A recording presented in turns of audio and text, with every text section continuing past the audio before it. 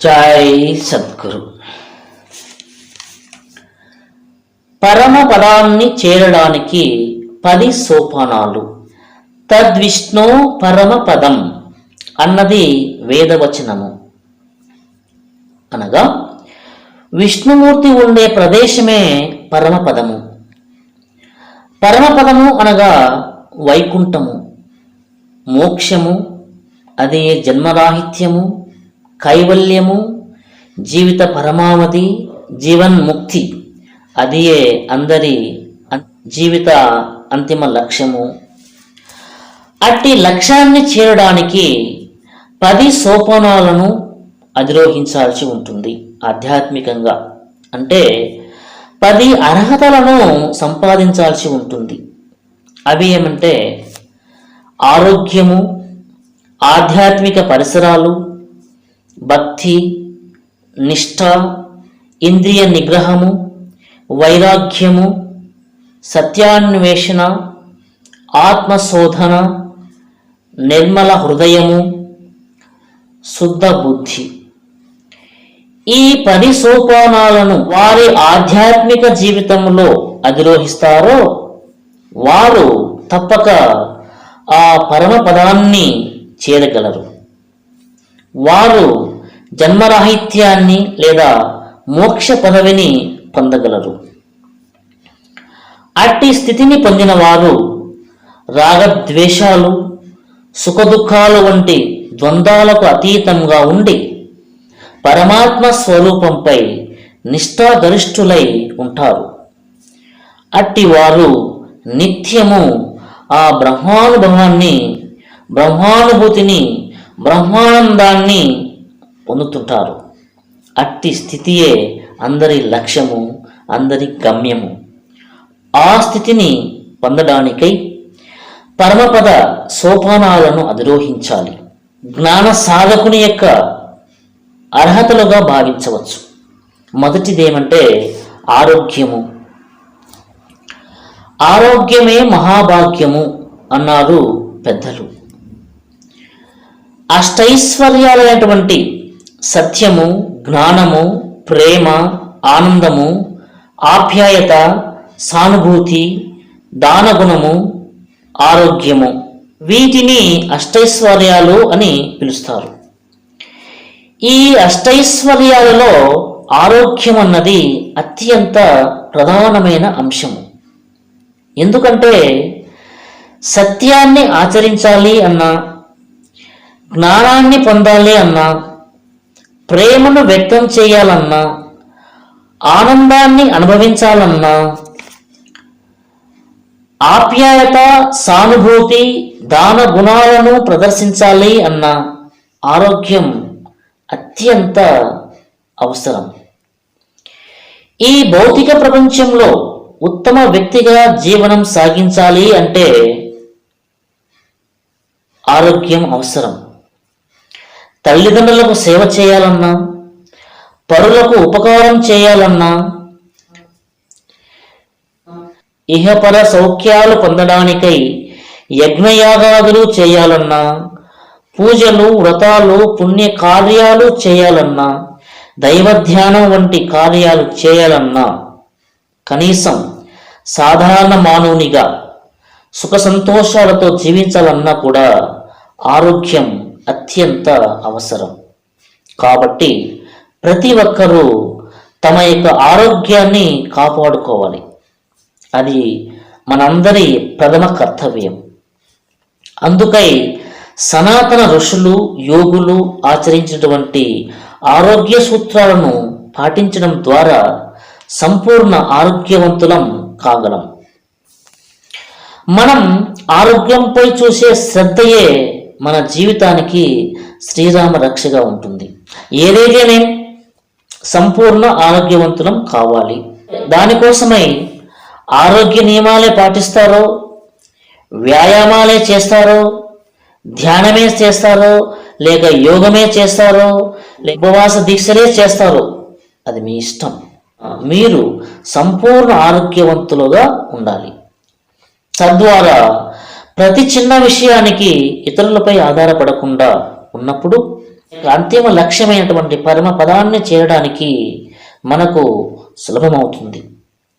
ఈ పరమ పదాన్ని చేరడంలో ప్రథమ సోపానము ఆరోగ్యమే.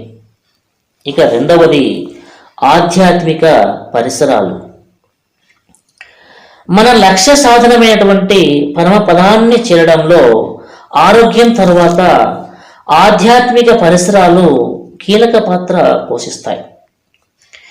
ఎందుకంటే ఆరోగ్యం సహకరించినా కూడా పరిసరాలు సక్రమంగా లేనప్పుడు మనము మన యొక్క నిష్టను, ఏకాగ్రతను అనుకున్నటువంటి లక్ష్యంపై కేంద్రీకరించలేము. ఇక పరిసరాలు అంటే తల్లిదండ్రులు, భార్యాపిల్లలు, సోదరి సోదరులు, స్నేహితులు, సత్సాంగత్యము, మరీ ముఖ్యంగా సద్గురువు యొక్క సాన్నిహిత్యము, ఇవి పరమపదాన్ని చేరడానికి ప్రధానమైన పాత్ర పోషిస్తాయి. కాబట్టి ఆధ్యాత్మిక పరిసరాలను మనం సమకూర్చుకోవాలి. దానికై ఏకాంతమైన జీవితాన్ని గడపాలి. తద్వారా దైవంపై మన మనసును లగ్నం చేయవచ్చు. అప్పుడు మన లక్ష్య సాధన సులభమవుతుంది. ఇక మూడవది భక్తి. భగవంతుని మనస వాచ కర్మణ స్మరిస్తూ అన్యదా శరణం నాస్తి త్వమేవ శరణం మమ అనగా సర్వం ఆ సర్వేశ్వరునికి అర్పించి ధ్యానించడమే భక్తి. ఎప్పుడైతే సర్వాన్ని ఆ సర్వేశ్వరునికి సమర్పించి ఆ సర్వేశ్వరుని ధ్యానిస్తామో ఆయన మనకి ముక్తిని ప్రసాదిస్తాడు. పరమపదాన్ని చేరడానికి అత్యంత సులభమైనటువంటి మరియు ఆచరణ యోగ్యమైనది ఈ భక్తి మార్గము. కల్మషం లేని మనసుతో దైవాన్ని ధ్యానిస్తూ తాను పుట్టింది దేవుణ్ణి స్మరించడానికేనని, తద్వారా తన యథార్థ స్వరూపాన్ని తెలుసుకోవడానికై ఈ జన్మని ఎత్తానని ఆ యొక్క నిజమైనటువంటి సాధకుడు గ్రహిస్తాడు. తాను ఏమి చేస్తున్నా, ఏమి చూస్తున్నా, ఏమి ధ్యానిస్తున్నా, ఏమి సేవిస్తున్నా, ఏ కార్యం చేస్తున్నా సర్వాన్ని ఆ సర్వేశ్వరునికి అర్పించడం ద్వారా మనం దైవ సన్నిధిని చేరగలం. అట్టి దృఢ సంకల్పంతో ఉన్నటువంటి జ్ఞాన సాధకుడు తప్పక ముక్తిని పొందగలడు. దైవాన్ని చేరడానికి అనేక మార్గాలు ఉన్నాయి. ఏ మార్గాన్ని అనుసరించినా కూడా భక్తి అన్నది అత్యావశ్యకమై ఉన్నది. నిష్కలంకమైన భక్తి కలవారు సులభంగా పరమపదాన్ని తప్పక చేరగలరు. ఇక నాలుగవది నిష్ఠ. నిష్ఠ అనగా ఏకాగ్రత. లక్ష్య సాధన ఏదైనప్పటికీ ఏకాగ్రత అన్నది దానికి మూల బిందువై ఉన్నది. దైవంపై తప్ప మరొక విషయంపై ధ్యాస ఉంచకపోవడమే నిష్ఠ అంటే. ఎక్కడైతే నిష్ఠ ఉంటుందో అక్కడికి సర్వశక్తులు చేరగలవు. ప్రతి క్షణం మన యొక్క లక్ష్యం వైపు దృష్టి సారించి మనం పయనించినప్పుడు ఎంతటి కష్టసాధ్యమైన కార్యమైనా సఫలీకృతం కాగలదు.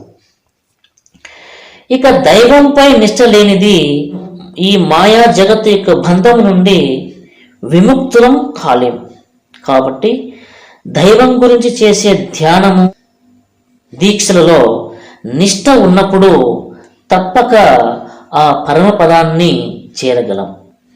ఇక ఐదవ అంశం ఇంద్రియ నిగ్రహం. ఐదవ సోపానం ఇంద్రియ నిగ్రహం. ఆధ్యాత్మిక లక్ష్య సాధనలో అతి ముఖ్యమైనది ఇంద్రియ నిగ్రహం. భగవద్గీతలో శ్రీకృష్ణ భగవానుడు చెప్పినట్లు, ఓ అర్జున, ఎవరి యొక్క ఇంద్రియాలు వారి చేత నిగ్రహించబడి ఉంటాయో అటువంటి వారి యొక్క జ్ఞానమే సుస్థిరమైన జ్ఞానము అని బోధించారు. ఇంద్రియ నిగ్రహం ద్వారా మనస్సు అన్నది స్థిరపడుతుంది. ఎప్పుడైతే మనసు స్థిరపడుతుందో దైవాన్ని చేయడం అనే గమ్యం మనకి సులభమవుతుంది. కాబట్టి క్షణభంగురమైన ఈ విషయ భోగాలపై ఆసక్తి చూపక శాశ్వతమైనటువంటిది నిత్యమైనటువంటి ఆ పరమపరాన్ని చేరడాని కోసమై కామ, క్రోధ, లోభ, మోహ, మద, మత్సరములనే అరిషడ్ వర్గాలను జయించి పరమపదాన్ని అధిరోహించాలి. ఇక 6వ అంశం, 6వ సోపానము వైరాగ్యము. వైరాగ్యము అనగా మనకు కనిపించే బాహ్య ప్రపంచము, మనలోని మనోప్రపంచం అనగా మనసు ద్వారా చేసే సంకల్ప వికల్పాలు అశాశ్వతమని గ్రహించి ఈ దృశ్యరూప ప్రపంచంపై భ్రాంతి లేకపోవడమే వైరాగ్యము. ఈ శరీరంపై భ్రాంతి ఆసక్తి లేకపోవడమే వైరాగ్యము. బాహ్య ప్రపంచంలో జీవిస్తున్నప్పటికీ, నీ వృత్తి వ్యవహారాలు చేస్తున్నప్పటికీ నీ అంతరంగంలో వైరాగ్యాన్ని ప్రదర్శించాలి. శాశ్వతమైనటువంటి ఆ పరాత్పరుని పైన ధ్యాస నిలపాలి. అప్పుడే నీ జన్మకి సార్థకత లభిస్తుంది. ఎప్పుడైతే వైరాగ్యం కలుగుతుందో అప్పుడు సత్యం గురించిన అన్వేషణ నీలో ప్రారంభమవుతుంది. ఇక 7వ సోపానము సత్యాన్వేషణ. ఏ వ్యక్తి అయితే ముందు చెప్పినట్లు ఆరోగ్యము, ఆధ్యాత్మిక పరిసరాలు, భక్తి, నిష్ఠ, ఇంద్రియ నిగ్రహము వంటి వాటిని అధిరోహిస్తాడో ఇక తనలో సత్యాన్వేషణ ప్రారంభమవుతుంది. ఈ సృష్టిలో ఏది సత్యం, ఏది అసత్యం, ఏది శాశ్వతమైనది, ఏది అశాశ్వతమైనది అనే శోధన ప్రారంభమవుతుంది. ఇంకా ఈ చరాచర సృష్టికి మూలమైనది ఏది, ఈ సృష్టి స్థితి లయాలు నడిపేది ఎవరు, తాను ఈ జన్మను పొందడానికి గల కారణమేమి, తాను ఈ జన్మను ఏ విధంగా సార్థకత చేసుకోగలడు అనే ఆత్మ మదన ప్రారంభమవుతుంది.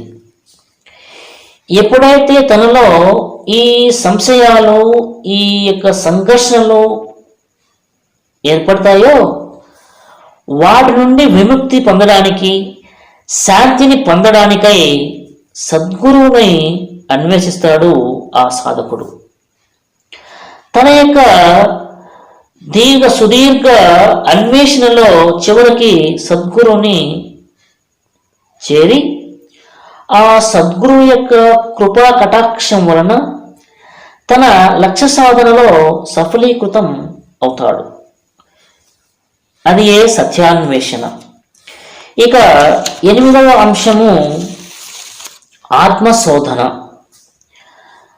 పరమపద సోపాన క్రమంలో ఉన్నత స్థాయిలో ఉంటుంది ఈ ఆత్మశోధన లేదా ఆత్మ పరిశీలన.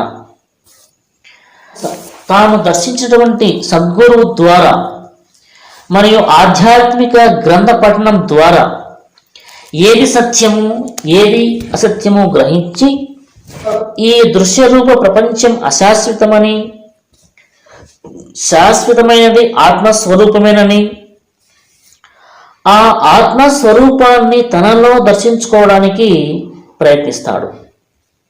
అప్పుడు ఈ యొక్క శరీర తత్వాన్ని గురించి, ఈ శరీరంలో ఉన్నటువంటి పంచభూతాలు, కర్మేంద్రియాలు, జ్ఞానేంద్రియాలు వాటి గురించి క్షుణ్ణంగా పరిశీలించి తరువాత సూక్ష్మ దేహాల గురించి అనగా మనస్సు, బుద్ధి, చిత్త, అహంకారాల వంటి విషయాల గురించి తెలుసుకున్నవాడై ఈ శరీరము, మనస్సు, బుద్ధి ఇవన్నీ తాను కాదని, తాను ఆత్మస్వరూపులని గ్రహించి ఈ ఆత్మ అన్నది పరమాత్మ స్వరూపంగా గ్రహించి ద్వంద్వాలకు అతీతంగా ఉంటాడు ఆత్మానుభూతి పొందినటువంటి సాధకుడు.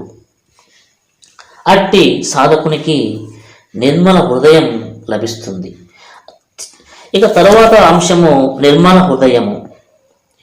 నిర్మల హృదయులు దైవ స్వరూపులు. సాధకుడు ఎప్పుడైతే సత్యాన్ని తెలుసుకొని ఈ శరీరం అశాశ్వతమని గ్రహిస్తాడో అప్పుడు అతనిలో రాగద్వేషాలు కానీ ఈ దృశ్య ప్రపంచంపై భ్రాంతి కానీ ఉండదు. అతనిలో నిర్మల చిత్తం ఉంటుంది. అదియే పరమపద సోపానానికి చేరువ చేస్తుంది. అట్టి నిర్మల స్థితి గలవారే జన్మరాహిత్యాన్ని పొందగలరు. అట్టి స్థితి అన్నది సాధన ద్వారానే పొందగలం. ఇక చివరిది శుద్ధ బుద్ధి. ఈ శుద్ధ బుద్ధి అన్నది పరమపద సోపానంలో చివరి దశ. ఇది మనసు లేని స్థితి. ఇదియే ఆనందమయ స్థితి. సహజంగా మాయాశక్తి వలన బుద్ధికి సత్యాన్ని గ్రహించే శక్తి ఉండదు. అయితే ఎప్పుడైతే మనసులోని సంకల్ప వికల్పాల అన్నింటినీ అరికట్టి నిశ్శబ్ద స్థితికి తీసుకువెళ్తామో అట్టి స్థితిలో అహంకార రహితమై ఉంటుంది. ఇదియే హృదయ గుహలో ఉన్న ఆత్మస్వరూపము. ఇది స్థూల సూక్ష్మ కారణాల కంటే విలక్షణమైన స్థితి. శుద్ధ బుద్ధితో అద్వితీయమైన ధ్యానంతో శుద్ధ చైతన్య స్వరూపంగా తన్ను తాను భావించి తన్ను తాను తెలుసుకుంటాడు. అట్టి వానికి పునర్జన్మ అంటూ ఉండదు. అదియే కైవల్య స్థితి. అదియే పరమపదము. అదియే జీవిత గమ్యము. అదియే జీవన్ముక్తి. ఆ స్థితిలో జీవుడికి బ్రహ్మకి తేడా లేదు. జీవుడు బ్రహ్మ ఒకటే. అదియే జీవ బ్రహ్మైక్య స్థితి.